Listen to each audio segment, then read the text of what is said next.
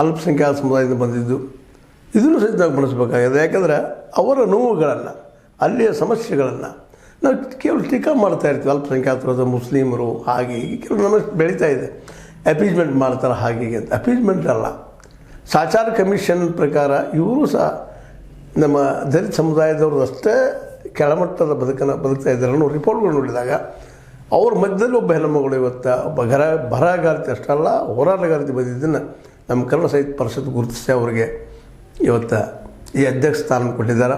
ಅವರು ಅದನ್ನು ಸ್ವೀಕಾರ ಮಾಡಬೇಕು. ಜೊತೆಗೆ ಒಳಗಿದ್ದುಕೊಂಡು ಬದಲಾವಣೆ ಮಾಡಬೇಕು. ಹೊರಗಿದ್ದುಕೊಂಡು ಮಾತಾಡೋದು ಭಾಳ ಸಲ ನಮ್ಮಂಥವ್ರು ಮಾತಾಡ್ತಾ ಇರ್ತಾರೆ. ನಾವು ಪತ್ರಕರ್ತರು ಮಾತಾಡ್ತಾ ಇರ್ತೀವಿ, ನೀವು ಹೀಗಿರಬೇಕು ಹಾಗಿರಬೇಕು ಅಂತ. ಯಾವಾಗ ಸಮಸ್ಯೆ ಒಳಗೆ ಹೋಗ್ತೀವಲ್ಲ ಆಗ ಇನ್ನೂ ಏನು ಅನ್ನೋದು ಗೊತ್ತಾಗ್ತದೆ. ಒಳಹೊಕ್ಕ ಸಮಸ್ಯೆಗಳನ್ನು ಚೇಂಜ್ ಮಾಡುವಂಥ ಪ್ರಯತ್ನ ಮಾಡೋದು. ಇಲ್ಲಾಂದ್ರೆ ಮಹೇಶ್ ಜೋಶಿ ಅಂತವರು ಮತ್ತು ಇನ್ನೊಬ್ಬರು ಯಾರೋ ಬಂದು ಕೂಡ್ತಾರಲ್ಲ. ಯಾಕಂದರೆ ಸಾಹಿತ್ಯ ಪರಿಷತ್ತು ಸಾಹಿತ್ಯಗಳನ್ನು ನಿರ್ಮಾಣ ಮಾಡಬೇಕು ವಿನಃ ಸಾಹಿತಿಗಳು ಅಥವಾ ಸಾಹಿತ್ಯ ವಿರೋಧಿಗಳು ದುಡ್ಡು ಮಾಡ್ಕೊಳ್ಳೋಕೆ ಬರುವಂಥ ಜನ ಇಲ್ಲಿ ಬರಬಾರ್ದಾಗಿದೆ. ಈಗಾಗಲೇ ರಾಜಕೀಯ ರಂಗ ಕಲುಷಿತಾಗಿದೆ. ನಿಮಗೂ ನಮಗೆ ಗೊತ್ತಿದ್ದಂಥ ವಿಷಯ.